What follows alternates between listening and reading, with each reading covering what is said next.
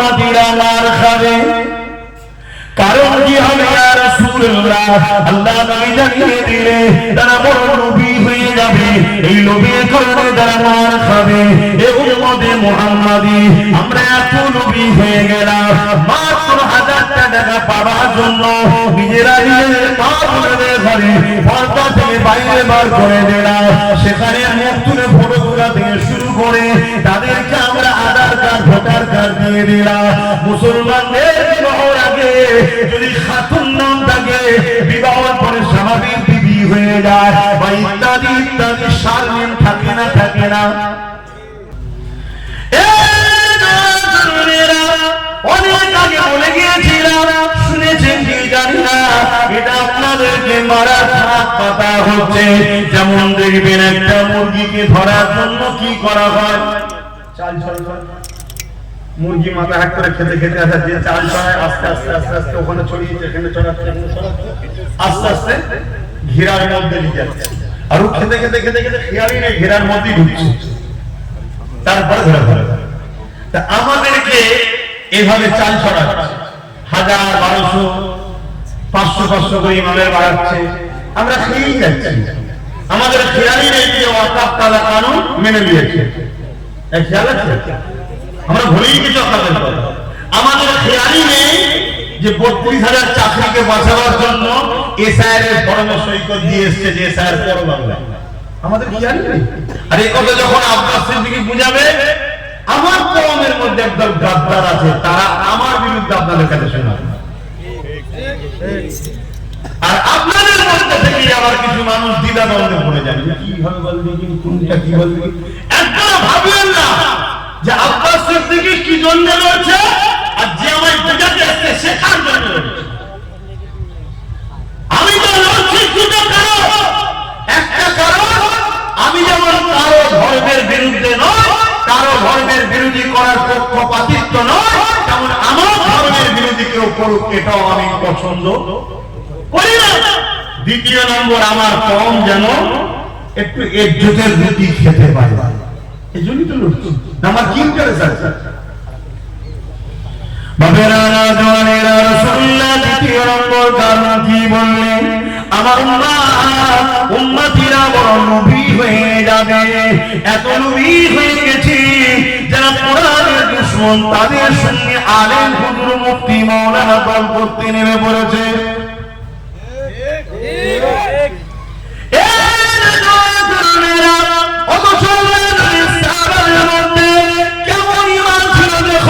কেমন কোরআনের প্রেম ছিল, কেমন আল্লাহর প্রেম ছিল, কেমন রাসূলুল্লাহর প্রেম ছিল। দেখো ওই সময় আল্লাহ নবীর সাহাবা হুজুরদের মধ্যে থেকে এমন করে নবী পাক যখন ইন্তেকাল হয়ে যায়, দুনিয়া থেকে পর্দা নিয়ে চলে গেলেন, মুসাইলামাতুল কাজ্জাব একটা ব্যক্তি সেই নিজেকে মিথ্যা নবী দাবি করে ফেললো।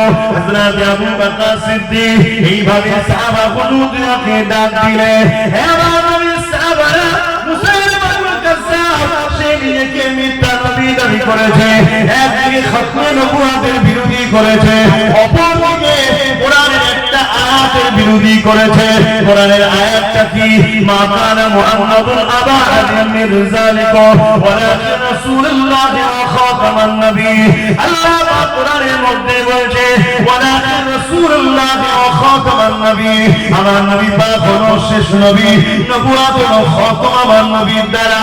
এই যে কোরআনের আয়াত, এই আয়াতের বিরোধী মুসাইলামাতুল কাজ্জাব করেছে এবং রাসূলুল্লাহ খতমে নবুওয়াত, আল্লাহ নবী বলে দিন আনা খাতামুন নবী, আমি শেষ নবী, এই খতমে নবুওয়াতের বিরোধী করেছে।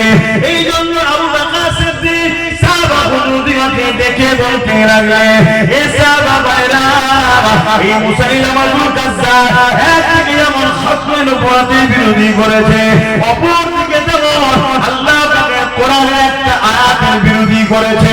তোমরা কি ফয়সালা দিচ্ছ বলো? হে যুবক মনে শোনো, মরণ তোমার একদিন না একদিন হবে। ওই কবরের জমিনে কোন দাদা দিদিকে পাবে না, ওই ময়দানে মাশরে কোন দাদা দিদিকে কাজে পাবে না। রিজিকের মালিক আল্লাহ, পুরো চোখ দিয়েছে আল্লাহ, পুরো পা দিয়েছে আল্লাহ, বিবেক বুদ্ধি দিয়েছে আল্লাহ, জ্ঞান দিয়েছে আল্লাহ। আল্লাহকে ভয় করো, দুনিয়া দুনিয়াদারি করতে হবে, সংসার করো, ব্যবসা করো, রাজনীতি করো, রাষ্ট্রনীতি করো, যাই করো না কেন আল্লাহ দ্বীনের সঙ্গে গাদ্দারি যেন না হয়ে যায়, আল্লাহ দ্বীনের সঙ্গে দুশমনি যেন না হয়ে যায়, এটাকে মাথায় রেখে চলতে হবে।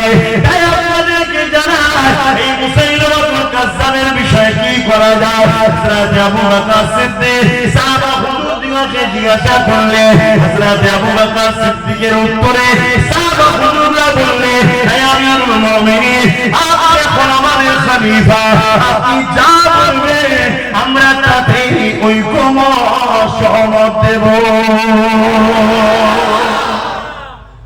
আপনি যা বলবেন। হযরত আবু বকর সিদ্দিক কি বলেছিল? যে ওরা যা বলছে বলুক, আমরা তো ওদের কথা মানি না, এরকম বলেছিল নাকি? হযরত আবু বকর সিদ্দিক বলেছিলেন আমার দুটো কথা। প্রথম কথা, আমি মুসাইলামাতুল কাজ্জাবকে ক্ষমা চাইতে বলবো, যে ভুল হয়ে গেছে, কথাকে উল্টো করার কথা বলবো।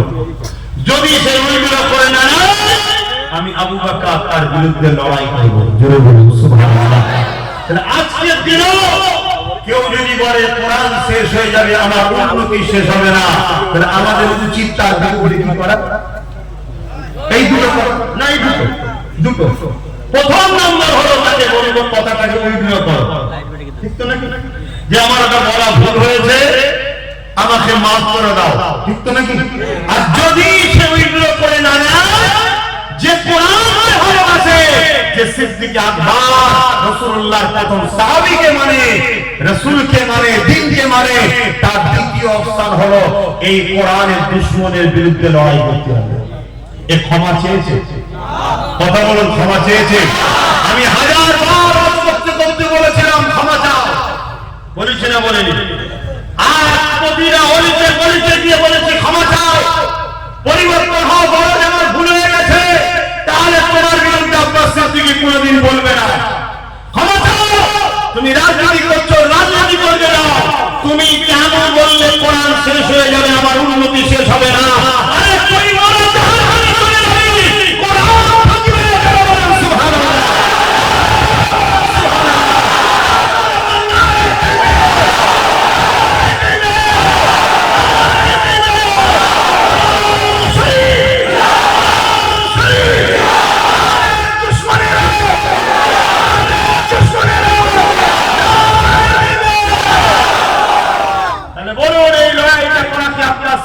অন্যায় হচ্ছে।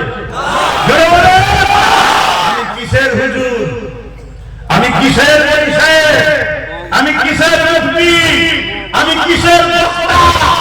আল্লাহ কোরআন যাবে যে বলবে তার সাথে আমি আমার সম্পর্ক রাখবো, তার সঙ্গে দল করবো, তাকে ভোট দিয়ে জিতাবো। আল্লাহর কোরআনের বিধান অনুযায়ী, নবীর দ্বীন অনুযায়ী ওই মুফতি মাওলানা বক্তা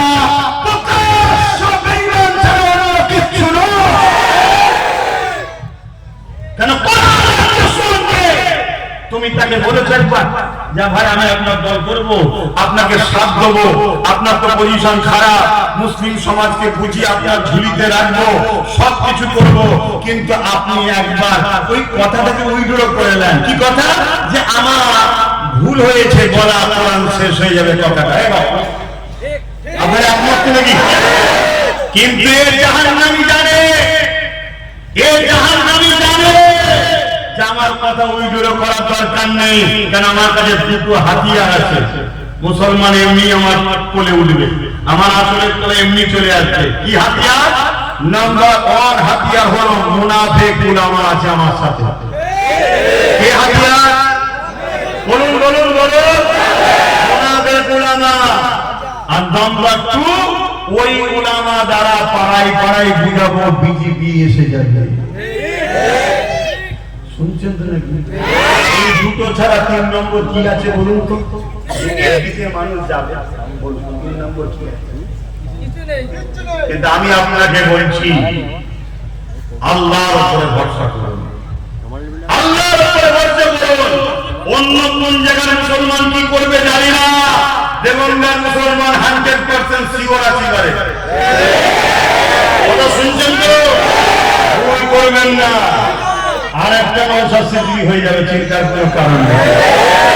বুঝে বুঝে কাজ করা দরকার আছে না? না।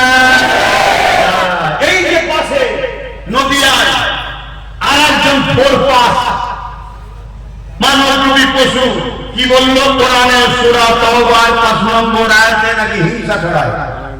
বলেছে না? বলেন বলেছে না? বলেন। ওর বিরুদ্ধে কয়েক হাজার কেস হয়েছে। ওকে রাজ্য সরকার যে ছিল প্রাক্তন, সে কি অ্যারেস্ট করেছে? কেন করে না?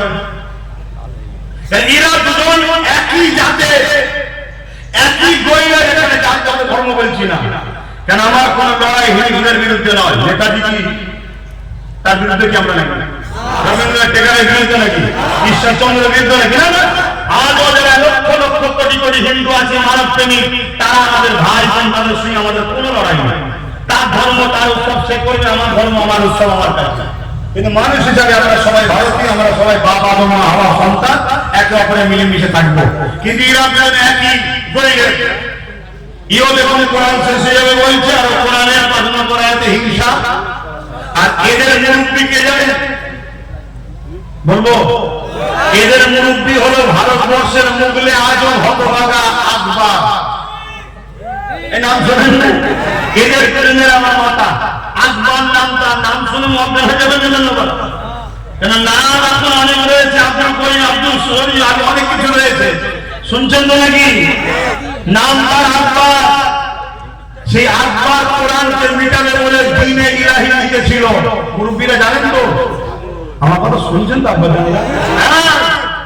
আবার এদের সবার মুরব্বী আব্বা ওই যে মুসাইলামাতুল কাযযাব, যার কথা বলছিলাম। হযরত আবু বকর সিদ্দিক মুসাইলামাতুল কাযযাবের কাছে গেল। অনেক বড় ইতিহাস। এই আসর থেকে মাগরিব জলসা বললে হবে না, সময় নেই।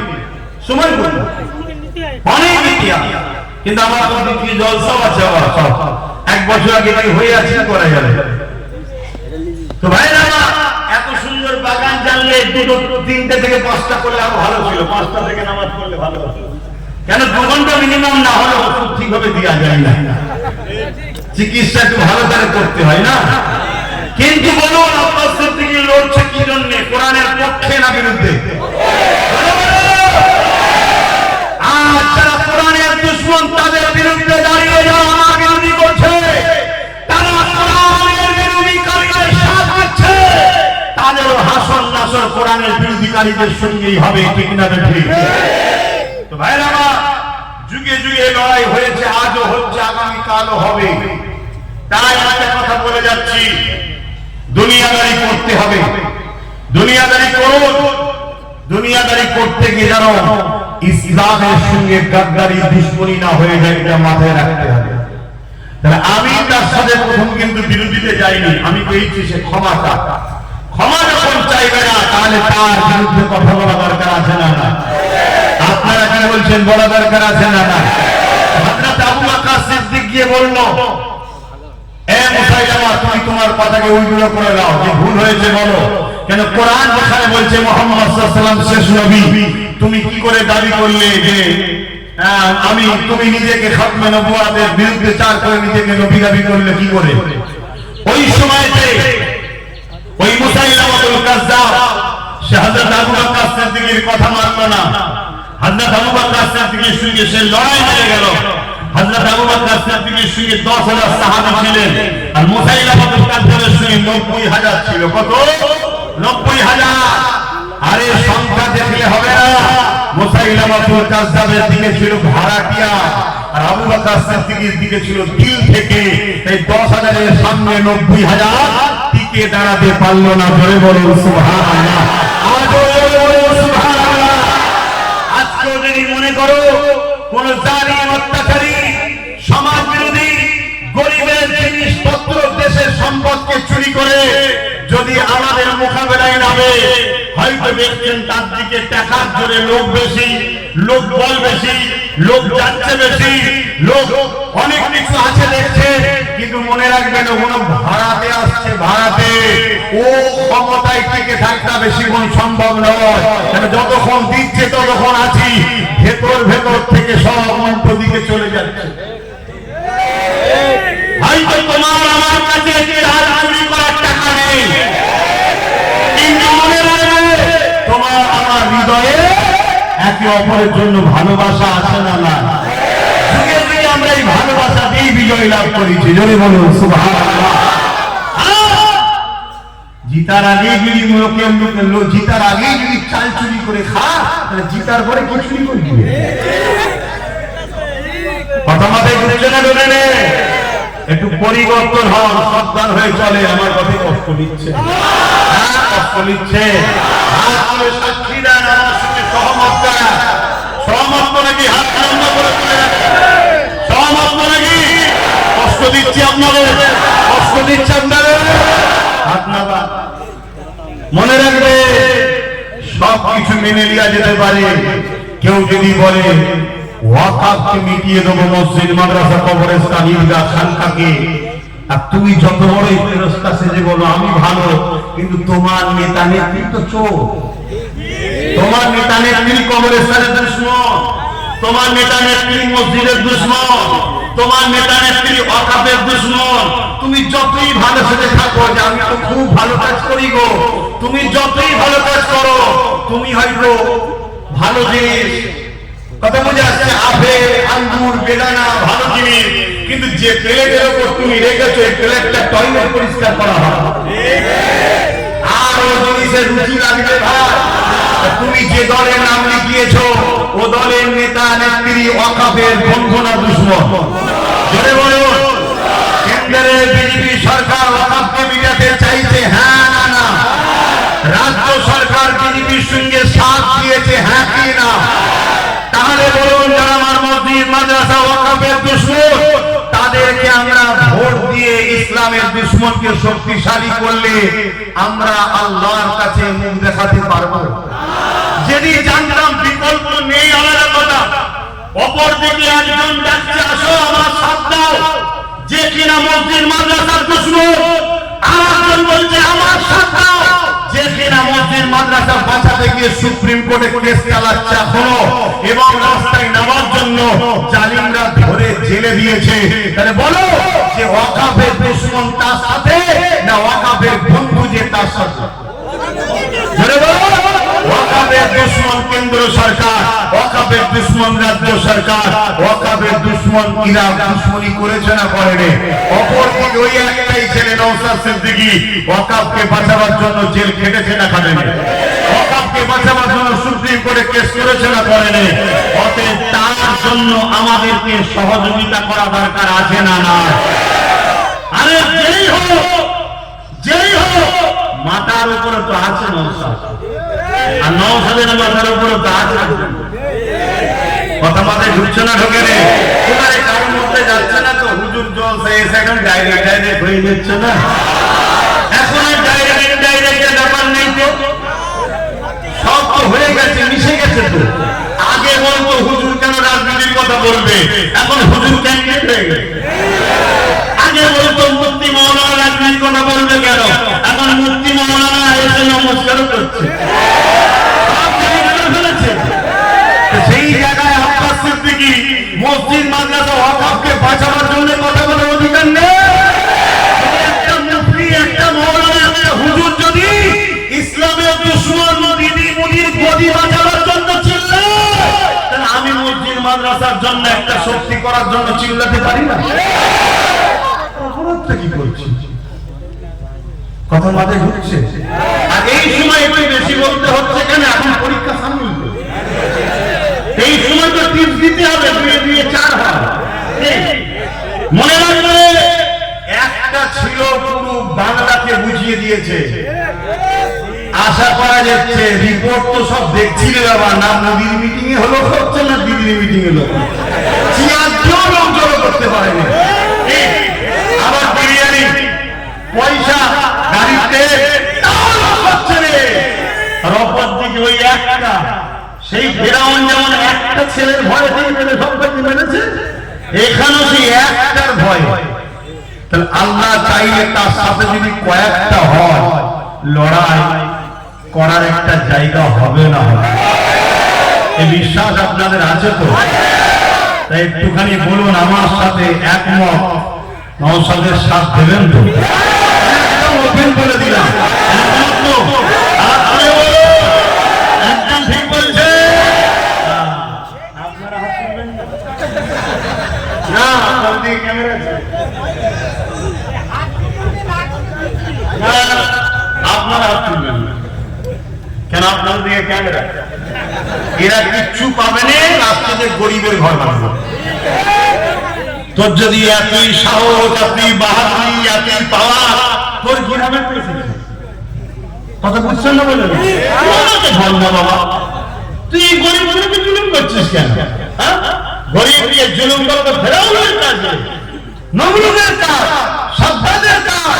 তো ভাই, সময় তো খুব কম, আফসোস লাগছে, বলতে পারছি না। এতটুকু বলবো, আমার রাসূলুল্লাহর একটা হাদিস আপনাদেরকে শোনাবো, একটু শুনছে? আমার কথা বাজার হচ্ছে, দুটো হাদিস বলে যাচ্ছে, মন দিয়ে শোনেন। একটু জলদি করে শোনেন, জলদি করে শোনেন।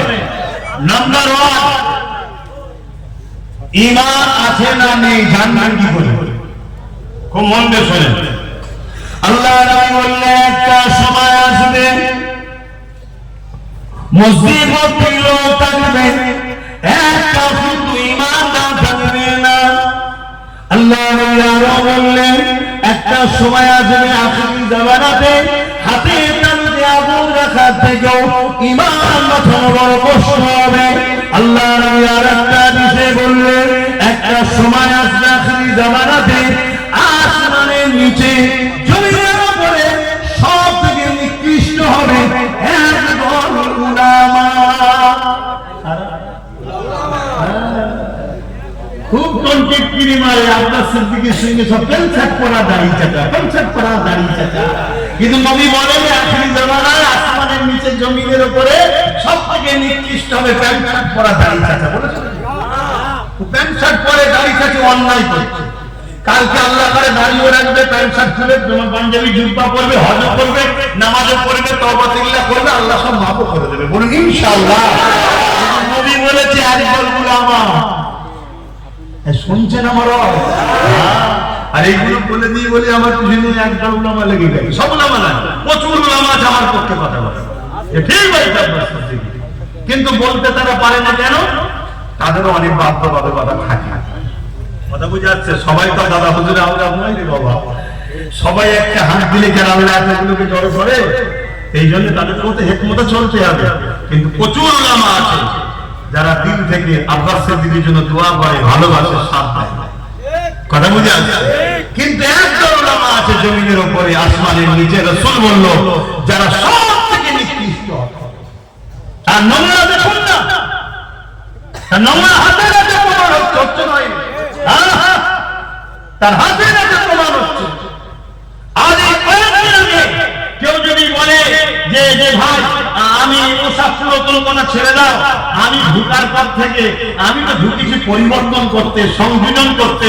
আরে সংযোজন সংশোধন আলহামদুলিল্লাহ অন্য কাতারে হয় না, আমাদের কাতারে হয়। কোন একজনকে ঢুকিয়েছি, সেই দিন থেকে 5 ওয়াক্ত নামাজ পড়তে সে এখন পড়ে। কথা বুঝে আসছে না? বুঝতে পারছেন তো? অনেক সমালোচনা হয়েছিল, কিন্তু 2 মাস ধরে তাকে বাজানো হয়েছে। তারপরে তওবা তিল্লাহ করিয়ে ক্ষমা যাদের শুরু হয়েছে করিয়ে আজকে ঢুকেছে, সেই দিন থেকে নিয়ে 5 ওয়াক্ত নামাজ পর্যন্ত ধরে গেছে। এটা ভালো লক্ষণ? মানুষ যদি ভুল করে নিয়েছে ভালো করতে হতো নাকি? বাবা তুই রাজনীতি করছিস, কর, নামাজ ছেড়ে দিবি কেন? নামাজটাও পড়, ঠিক না? এই শিক্ষা তো আমাদের কাছে পাওয়া যায়। তুমি বলছো মুফতি সাহেব আমি গিয়ে সব ঠিক করব, পরিবর্তন করব, আমি হুজুর সাহেব আমি যে পরিবর্তন করব। তুমি তো পরিবর্তন করার কথা। একজন বলছে জাহান্নামে দাঁড়াতে বললে জাহান্নামে দাঁড়াবো, আর তুমি আরেকটা দিতে বলছো জাহান্নামে লাফ মারবো, মানে আগুনে লাফ মারবো। কথা বুঝতে পারছেন না? এরা কি পরিবর্তন করতে পারবে মনে হয়? এরা তো নিজেরাই অপরিবর্তন হয়ে সঙ্গ দোষে খারাপ হয়ে যাচ্ছে। আরেকজন কি বলছে যে না আমি থাকলে অনেক পরিবর্তন হবে। আরে তুমি যাওয়ার পরে বক্তব্য দিচ্ছে কি যে মাদ্রাসা মসজিদে মসজিদে জুম্মার দিনে উস্কানিমূলক বক্তব্য যেন না দেওয়া হয়। মসজিদে উস্কানিমূলক বক্তব্য সাহসকে অপমান করা হলো না। আমার ইমামদের ঘরে, আমার ইমামদের ঘরে সম্প্রদায়, আমার ইমামদের ঘরে সমাজবিরোধী, আমার ইমামদের ঘরে উস্কানিমূলক বক্তব্য দেওয়ার জন্য ইলজাম দাগ লাগানো হলো না, হলো না। এই সাহসগুলো তোমাদেরকে দিচ্ছে কি? বলছে সাহস তো আমার হাতে রিমোট আছে। ওই মুনাফিক দালাল মার্কা ওলামা আছে, দ্বিতীয় হচ্ছে বিজেপি আছে। বুঝছেন না? যেই দেখবেন বিপদ অমনি ভাই ভাই। বিজেপি হিন্দু পাড়ায় যে বলছে আমাদেরকে নিয়ে আসো, না সব মুসলমানরা পাকিস্তান করে ফেলবে, বলছে না? ইনি মুসলমানের পাড়ায় এসে কি বলছে, ওরকম করো না, তাহলে বিজেপি চলে যাবে। এখানে সেটিংটা দেখেছো? আর দিনের শেষে আমার ছেলের পড়াশোনা নেই, চাকরি নেই, কর্ম নেই, স্কুল নেই, রুচি নেই, রুটি নেই, এটা তো নেই নেই। আবার আমার বোলডোজার দিয়ে মাদ্রাসা ভাঙা হচ্ছে, বোলডোজার দিয়ে ঈদগাহ ভাঙা হচ্ছে। আমি কি কথা বলছিলাম, ইমান আছে না নাই বুঝবেন কি করে? যেটার মতো বুঝবেন, আমার ইমান আছে না নাই আমি বুঝবো কি করে? তা আপনার ইমান আছে না নাই আপনি বুঝবেন কি করে? রাসূলুল্লাহ বোঝার রাস্তা দেখাচ্ছে। একটু বলি, কেউ যদি অন্যায় করে আর তাকে যদি অন্যায়টা ধরিয়ে দেওয়া হয়, সে যদি সঙ্গে সঙ্গে অনুতপ্ত হয় যে হ্যাঁ আমি এটা ভুল করেছি, এটা অন্যায় হচ্ছে, আল্লাহ রাসূল বলছে সে গুনাহগার, কিন্তু তার মধ্যে ঈমান এখনো আছে। জোরে বলুন সুবহানাল্লাহ। দ্বিতীয় নম্বর কথা, ঈমান আছে না নাই বুঝবেন কি করে? আল্লাহ নবী বলছে তিনটে খসলতের মধ্যে একটা বৈশিষ্ট্য, একটা খসলত যার মধ্যে আছে তার মধ্যে ঈমান আছে, আর যার মধ্যে এই তিনটের মধ্যে কোনটা নেই তার মধ্যে ঈমান নেই। নাম্বার 1 কি? অন্যায় দেখলে হাত দিয়ে রুখবে। এই বৈশিষ্ট্য যার মধ্যে আছে তার মধ্যে 1 নম্বর ঈমান আছে। যদি হাত দিয়ে রুখতে না পারে, অন্যায় দেখলে মুখ দিয়ে প্রতিবাদ করবে, রাসূল বলছে তার মধ্যে ঈমান আছে, কিন্তু ঈমানটা দ্বিতীয় স্তরে। রাসূল বলছে 3 নম্বর, যদি হাত দিয়ে রুখতেও না পারে, মুখ দিয়ে প্রতিবাদও যদি করতে না পারে, কমসে কম অন্তর থেকে যদি ঘৃণা করে দূরে সরে যায়, রাসূল বলছে তারও ঈমান আছে, কিন্তু ঈমানটা সবথেকে দুর্বল, কিন্তু ঈমান আছে। কিন্তু কোন ব্যক্তি যদি অন্যায় দেখার পরে হাতও রুখলো না, মুখ দিয়ে প্রতিবাদও করলো না, অন্তর থেকে ঘৃণা করে দূরে সরে গেল না, তার হাত দিল, তার কি ঈমান আছে? তাহলে বলুন, যারা আমার ওয়াকাব মিটাতে চাইছে এদেরকে যদি আমরা সাথ দিই, আমাদের ঈমান থাকবে? এটা কি জুলুম নয় মসজিদ মাহফিলের উপরে? একটু হ্যাঁ কি না বলি। আরেকটা শেষ হাদিস মিসকাত শরীফের বলে যাচ্ছি, আল্লাহ নবী জানালেন কোন মুসলমান যদি মন দিয়ে শুনতে যুবক, মন দিয়ে শোনো, খেটে খাও, চেটে নাও, কষ্ট করো, মেহনত করো। আজকে আমার বাড়ি থেকে এসেছে, হাত পেতেছে, আমি 200 টাকা, আপনি 500 টাকা তাকে দিলাম। কালকে রাস্তায় যখন আমায় দেখবে, সে যদি সাইকেলে করে যায় নেমে যাবে। কিন্তু আমার বাড়ি থেকে এসেছে, আমি তাকে বললাম গাড়িটা ফিরে দে, গাড়িটা ফিরে দিলাম, আমি তাকে 500 টাকা দিলাম।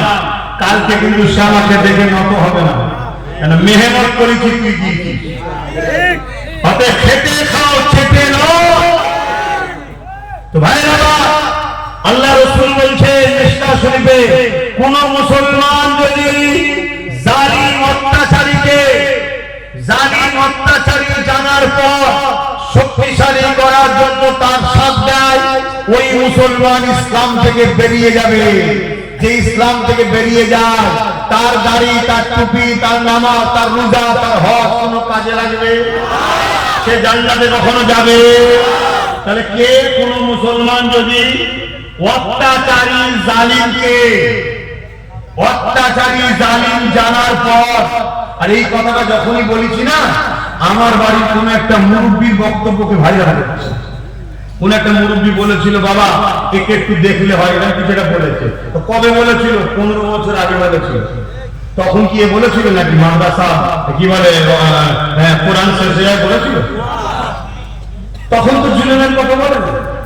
কোন মুসলমান যদি জালিমকে, অত্যাচারীকে, অত্যাচারী জালিম জানে না আমার কথা, জানার পর শক্তিশালী করার জন্য তার সাথ দেয়, ওই মুসলমান ইসলাম থেকে বেরিয়ে যাবে। আমি জানতে চাইছি ভোট দেওয়া হবে শক্তিশালী করার জন্য না হারানোর জন্য? আজকে কেউ যদি আমায় ভোট দেয় বুঝাবার জন্য বলেছে, তাহলে আমাকে কি হারাবার জন্য দিয়েছে না জিতাবার জন্য, শক্তিশালী করার জন্য? আর আমি যদি জালিম হই, মসজিদ মাদ্রাসার দুশমন হই, ওয়াকাফের দুশমন হই, তাহলে এই জালিম জানার পরও যদি কেউ ভোট দেয় সে ইসলামে থাকবে? তাহলে কেন্দ্র ও রাজ্য সরকার ওয়াকাফের দুশমন হয় না? জানার পর সুইচ যদি দাও ইসলামের মধ্যে থাকা হবে? কি বলছো? তাহলে ভোটটা সামনে আছে, দিতে হবে। ওয়াকাফের দুশমনকে দেবে না ওয়াকাফকে বাঁচাবার জন্য দেবে? কারা কারা বলছেন ওয়াকাফকে বাঁচাবার জন্য দেবে? একটু হাত করে সাক্ষী দেয়। ক্যামেরার সামনে যারা তুলবেন না, আপনার শুনছেন? কিন্তু একটা প্রশ্ন, ওইখানে গিয়ে যদি মনে করেন যে 1000 টাকা দিয়েছিল